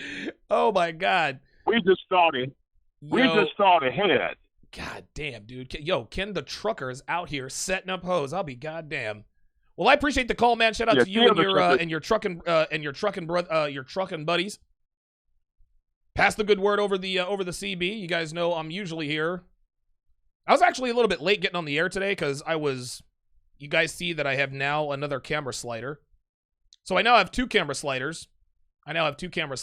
Or actually, I've always had both of these camera sliders, but I'd ordered a long one, a really long one, like a 48-inch camera slider. That is actually supposed to be coming in. I think that's supposed to be coming in on. Oh, that's not going to get here till the 8th. Yeah, Amazon Prime is a little slow, obviously, because of the whole COVID-19. But yeah, man, I'm trying to get my camera game on point. I've got my camera slider here. I've got my camera slider there. I like the cameras to be moving most of the time. Give you guys sort of a television-like feel. I'm gonna get to you guys in the queue in just a second. You guys hang tight for a second. JB84 says Amber and Gigi would have been all over Jimmy Jones. Hell yeah! Oh, yo. Listen, I said this on the breakdown. Amber fucks niggas, y'all. Like, real talk. Like, real talk. I forget which breakdown it was in, but she said something about something children. I was like, oh, whoa, hold up. Wait a minute. What was that again? Yep. Amber has fucked with niggas. Straight up and down. She's got that vibe to her, man. You can tell. Dude, Amber, Gigi, yo, Jimmy Jones would have had all the, he'd have had all the bitches.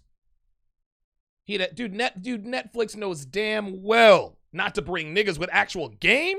No, they said to hell with this. Like, we can't have like real niggas. We can't have real niggas on the show like with game. Otherwise, there wouldn't really be much left. Like, for real, like, you guys think I'm joking around. Like, this, I'm telling you, this was real talk. Like, Kenny nailed it. Dude, he hit the nail on the head, man. Hit the nail on the head. They knew damn well they won't have nobody like London or Jimmy Jones on that motherfucker. They'd have left there with all the bitches. They'd have been like, you know what? If you want to marry him and she wants to marry him and I want to marry him, why don't we all just marry him and just be, it'd have been like that. It'd have been like that.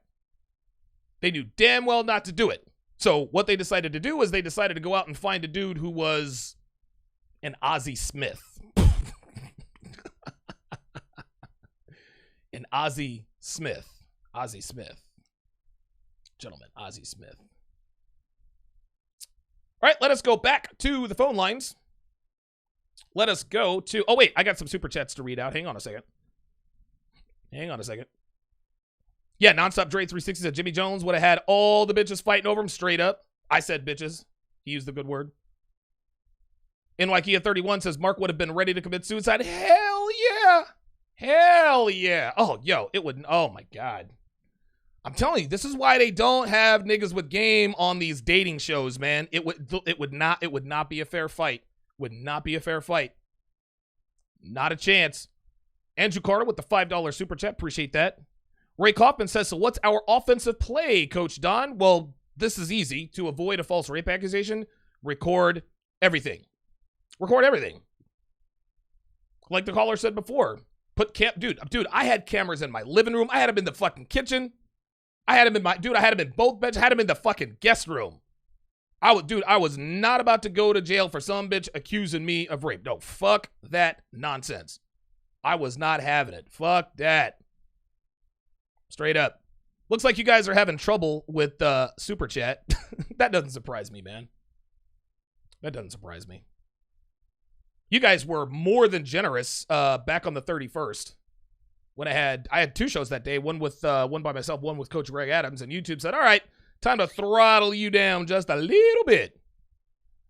Dude, if YouTube treated my channel like they treated everybody else's channel, man, I'd have fucking 500,000 subscribers. But it is what it is. Adarius Isaac says, black men with game wouldn't even want to be on Love is Blind. Sure they would. Of course they would. Niggas with game would love to go on a... Dude, with all them badass white girls, you're kidding me? Well, not badass white girls, but yeah. Yeah, niggas with game would definitely be on Love is Blind. Straight up.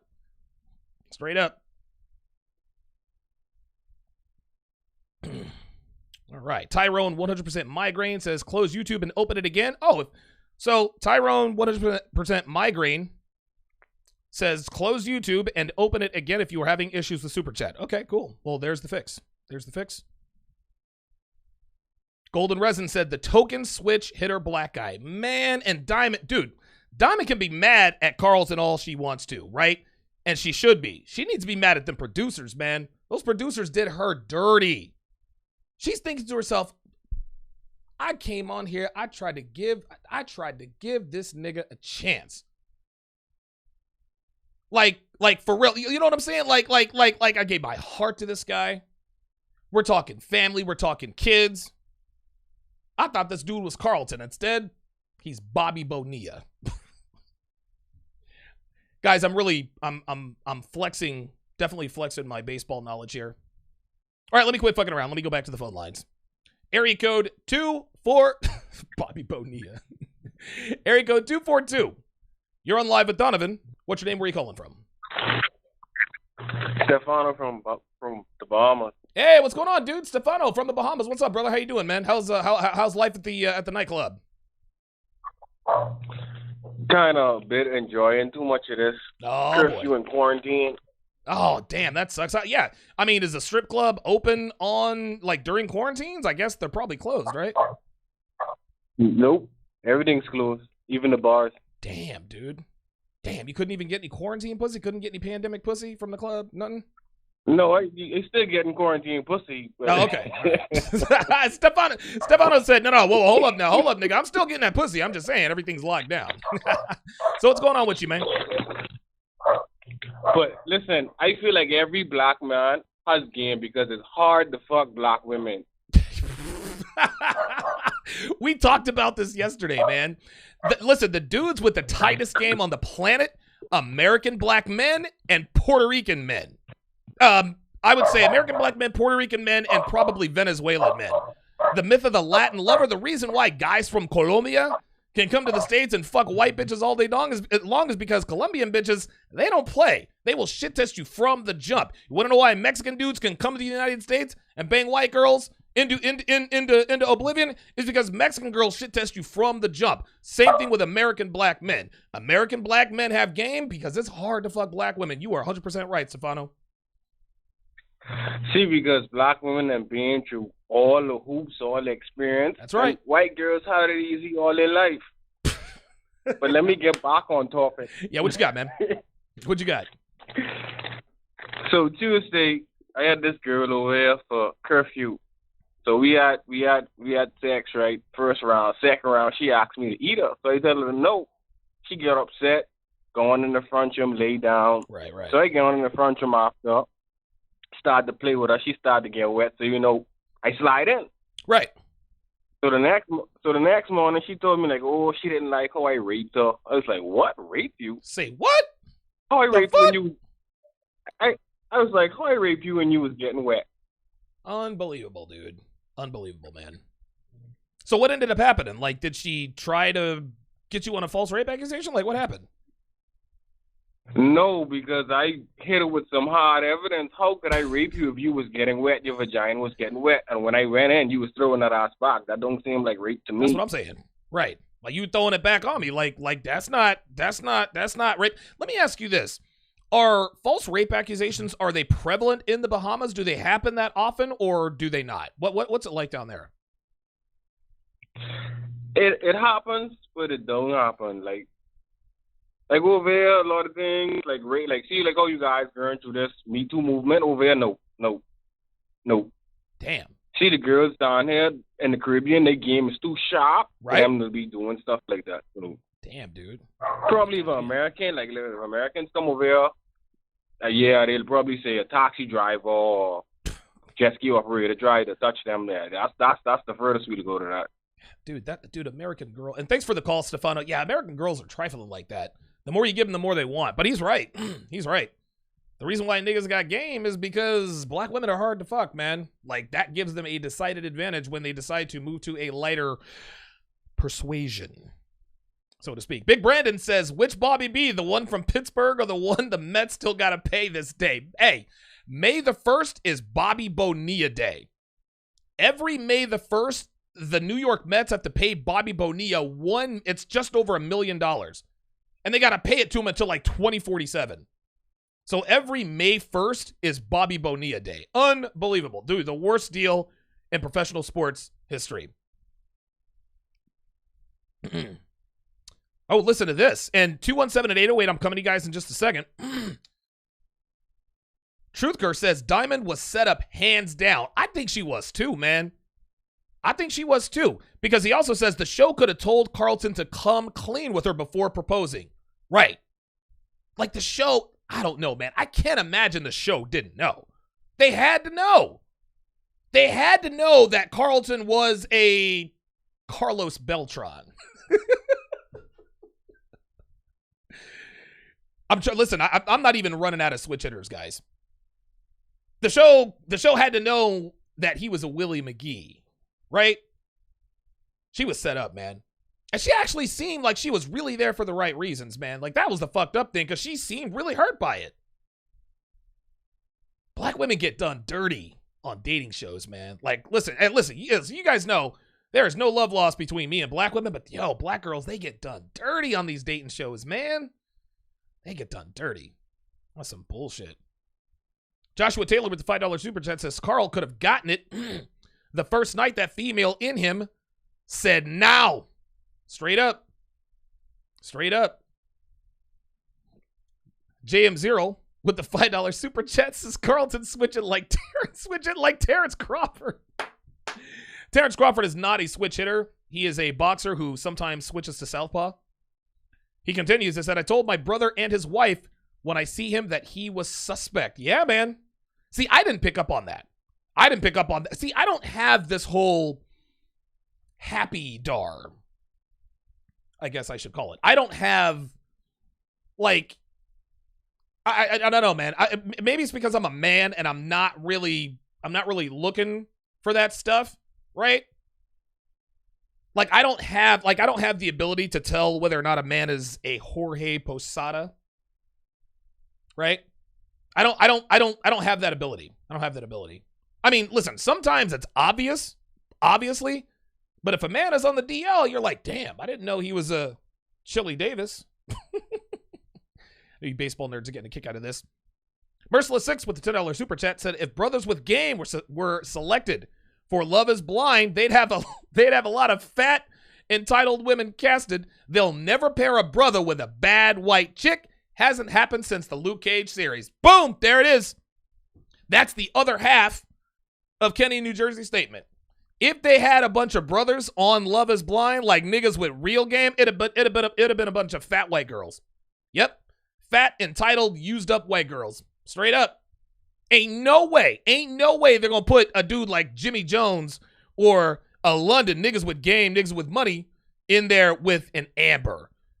Or the badass white bitch with the fake titties, Bambi, or some shit like that. Ain't no way they're doing that on national TV. Nope. Not doing it.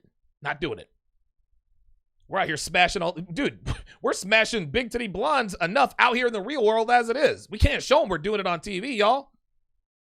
Got to give them a break sometime. All right. Dre Hooper with the $10 super chat, with the $2 super chat says, testing. Yes, we're good, Dre Hooper. Merciless 6 with a $5 super chat says, for every 10 accusations, there's one asshole who's actually guilty that overshadows the innocent men. Cough, cough.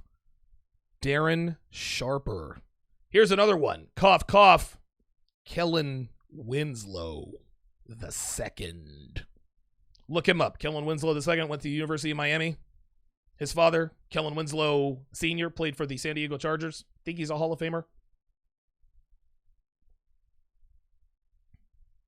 Yeah, real talk. Helena D with the €2 super chat says, you are realistic in many things. I think she probably, English is probably not her first language. She says, but I'm speaking the truth. Helena D out there in Europe.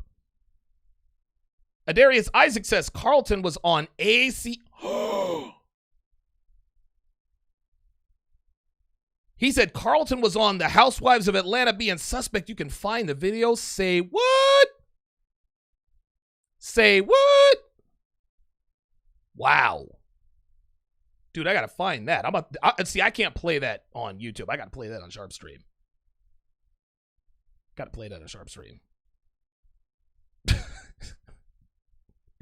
Big Brandon talking about, see you coming in fast, like me and my Kenny Lofton or Willie Wilson. Said, man hitting from both sides like Harold Baines. That's right, Harold Baines. I didn't know Carlton was a Tim Raines. Right? Like, dude, yeah. Listen, you've got my respect, man. You got my respect. I think the only person that knows as much about baseball is probably Big Brandon. Let me quit running my mouth. Let's go back to the phone lines. Area code 217. 217, you're on Live at Donovan. What's your name? Where are you calling from? Donovan, how you doing? What's up, brother? This is Reggie in Atlanta. Hey, Reggie. Oh, how you doing, man? How you doing? Hey, I'm doing pretty well. I'm actually in the chat as Red Pill Universe, so I'm a real person. I'm not trolling. No, that's cool. It's all good. So I wanted to make a quick point and then kind of a little tidbit I think is on topic. Okay. So it may be a bit of a rudimentary breakdown, but I think when we're actually at the point, and I think you made the point of it towards the beginning, this all exists because of feminism. So sure. If Robert Greene were to rewrite 48 Laws, I think one of his amendments would to make the transgression of Law 47, which is do not go past the mark you aim for, in victory know when to stop. Okay. I think feminism would essentially be the amendment. Like, this is a clear transgression of this. It's gone too far. Yes. Yes. I say that to kind of lead into my story. Now, I've never had a sexual accusation, but I, like probably 90-something other percent of men, have had the situation where, you know, the woman switches up the energy in the story when the police show up. Yes. And so I think this is kind of the natural progression. So this was back maybe in 2008, I would say 2008. I was staying with my ex for like a week because I was in transition. I had an apartment and a job lined up, and so I needed just 1 week. Okay. So I had been through enough with this woman I was in and out of red pill. Like I was still a very blue pill guy, but I had a lot of red pill understanding about some things. I was staying with her. I wasn't fucking her or nothing like that. Sure. And I could tell by like 3 or 4, now that I have red pill knowledge, I can tell where it all went wrong. 3 or 4 days in, you could tell the sexual tension was getting there, and I wasn't giving her no dick. So right the night before I was supposed to move into my shit and start all my shit, she went out to the club, came back, somehow was mad and had an attitude about something. I was asleep. Right. So this has nothing to do with me. And so she comes in and starts this whole ruckus. Somehow it turns into an argument. My shit starts getting tossed out the door, bro. What the fuck? So of course, yes. And so I'm trying to grab my stuff, and somehow she makes it to the kitchen, grabs a knife, dude. So I have to defend myself from her. She is jugging at me. Wow. And so I had to push. One of the times she jugged at me, the knife went down and stabbed me in the leg. God and so I bleeded everywhere. The shit got loud. So it got into the hallway, and then the neighbor across the hall came to the door and saw what was happening, saw I was defending myself.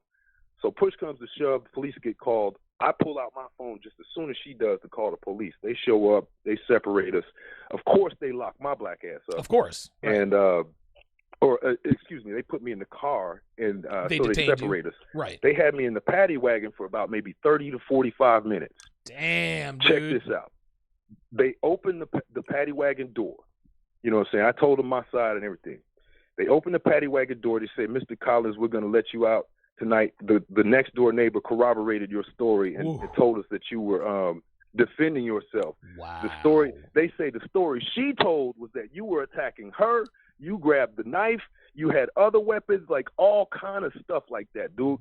So my life could have been completely fucked up, dude. If the neighbor hadn't have intervened and spoken up on my behalf. And I believe there are a lot of men that are like in that situation where it didn't, it's not exactly a sexual accusation. Sure, but that could have got you fucked up for a long time.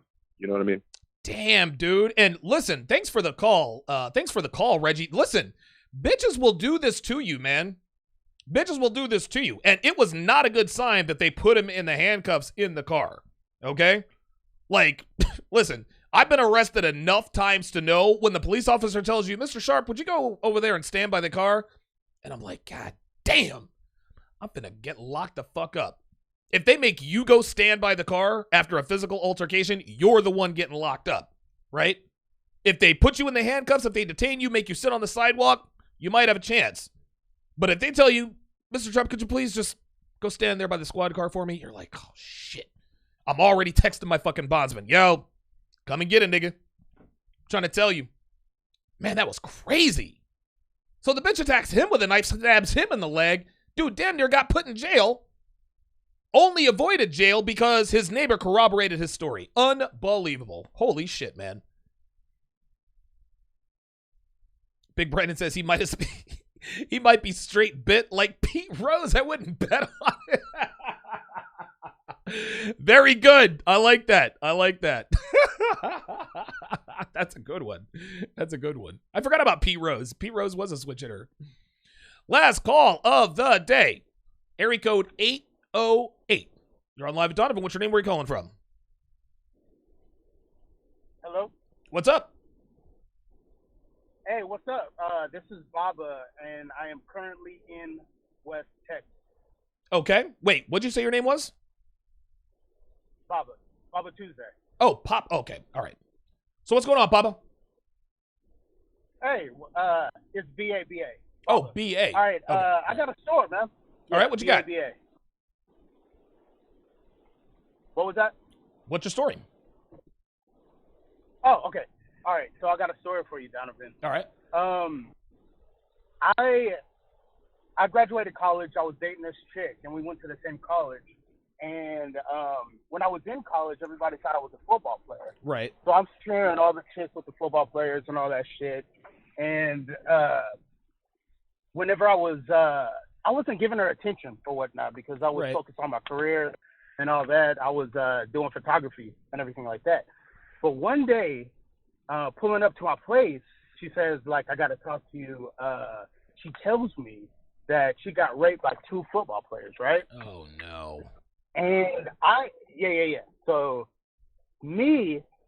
I'm asking her questions like, hey, did you file? Did you go to the cops? Everything like that. Right. It's looking towards she just got ran through by the squad, right? Right. So this is what's crazy. I turn over and look at her because it's in the silence. I'm trying to like digest everything she told me. Okay. And she's looking at me like she's ready to fuck. Right? Damn. She tells me she wants to have sex. She gets out of my ride, goes into the house. And it just blew my mind because I knew that she just got ran through by 2 dudes, 2 niggas. I know it was the football squad. She told me it was the football squad. And I know those niggas is nasty because I'm nasty and I'm sharing the same chicks that they had, right? So God. Just mind blowing right there. I didn't even have sex with her. I was completely turned off.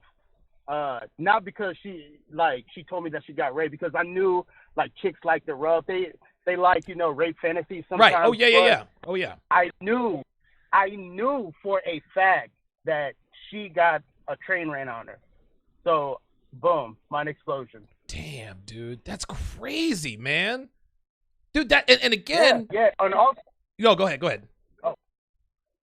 Also, about the paper trail. Yeah. Fellas, leave the paper trail. I'm doing screenshots.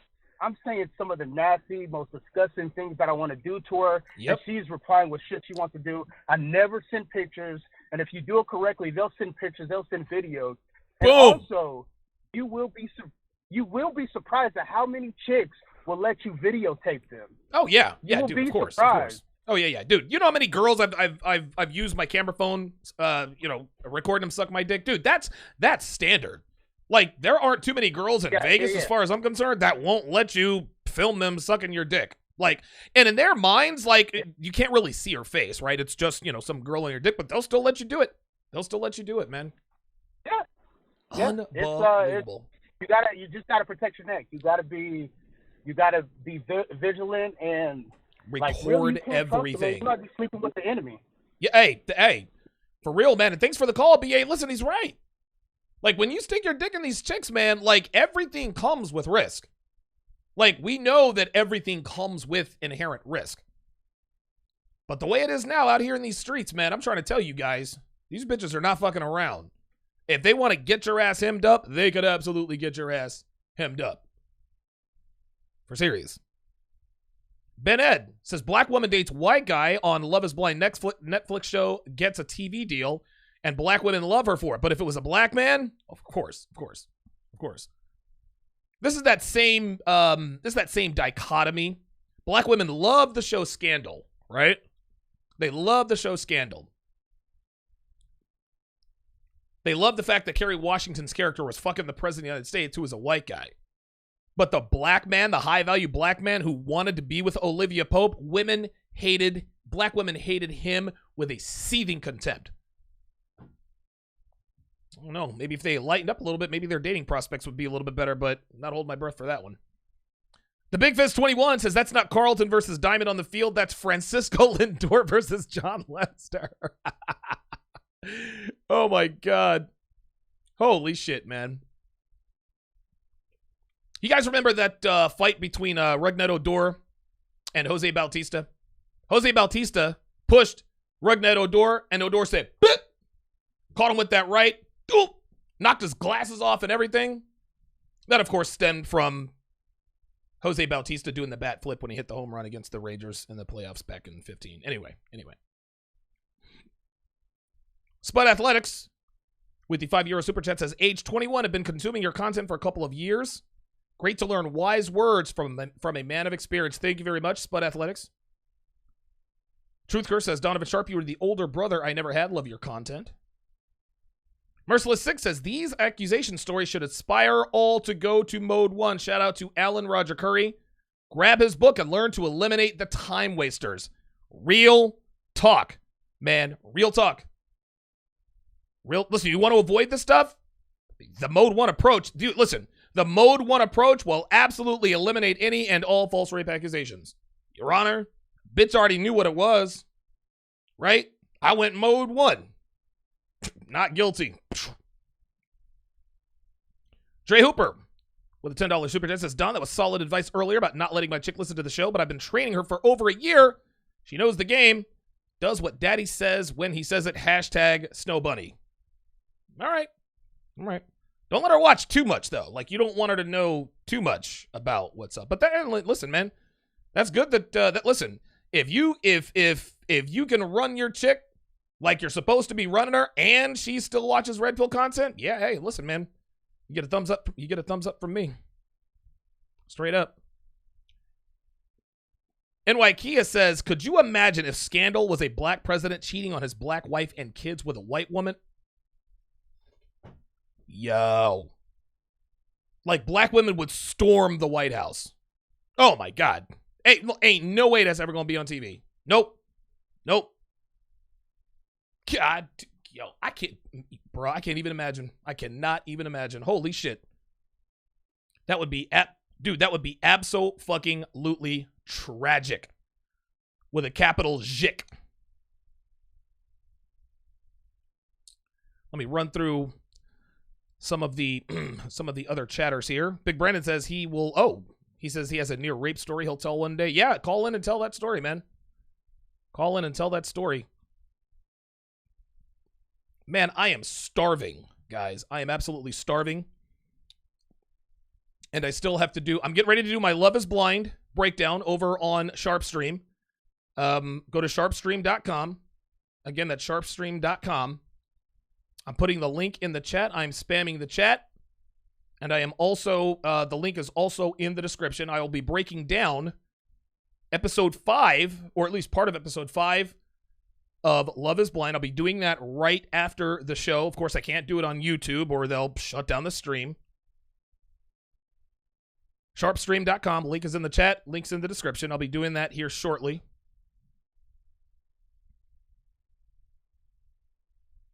All right, good stuff. Fitness Philosopher says, name is Carlton a la Fresh Prince. Yeah, right. And Waikey at 31 says, I felt bad for her. She seemed to genuinely like Carlton. That's what I thought. Like, she really, like, she was, I mean, dude. And the funny thing is, man, is that it started to boil. Like, when they're by the pool, when they're having that conversation, she continues to try to be calm and, like, it sounded like she really liked the guy. Finally, she just explodes. She's like, you know what? Fuck you. Get the fuck out of here. Then he started making fun of her wig. I was like, oh, nigga. Nope. They did her dirty, man. They did her dirty. I don't know that she can go after the producers, but in her mind, she had to have thought, man, there's no way these producers didn't know. That was fun. They did her wrong, man, because Diamond, I really thought she liked Carlton, man. I really, really did. That was some bullshit. Oh, shit. Sharpe Assist says Jazzy Jeff has the coronavirus? Are you serious? Oh, shit. Yeah, Truthucker, yeah, I think the chat is working. I think the chat is working.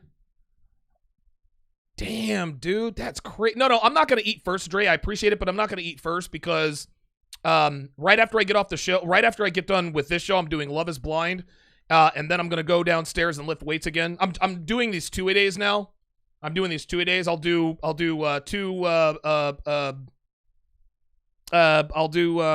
upper body in the morning, and then I'll go downstairs, or then and then in the evening I'll go down and I'll do Myron Gaines workout, just trying to get some supplemental stuff in. Damn, dude, Jazzy Jeff Jazzy Jeff has coronavirus, man. That's crazy. Shit, dude. Damn, that's some shit. Shit just got real, man. Kind of like back in 94, niggas never used condoms until Eazy-E died of AIDS. Now all them niggas wrapping up. Wow. Wow. All right, guys. Well, this was a hell of a show. You guys, of course, you guys brought the thunder. You guys brought the pain, as usual. I always say that you guys are the most intelligent audience in the manosphere. Truer words never spoken. Again, guys, be sure to go to sharpestream.com. Again, go to sharpestream.com if you want to watch the Love is Blind. Oh, okay. Oh, cool. Okay, well, Devin just bought me. Oh, look at this. Devin just bought me some food. How about that? Well, looks like I'll be eating between the show. That's what women should do. Thanks for watching, guys. I will see you in just a few minutes. Take care. All right, cool. Thank you.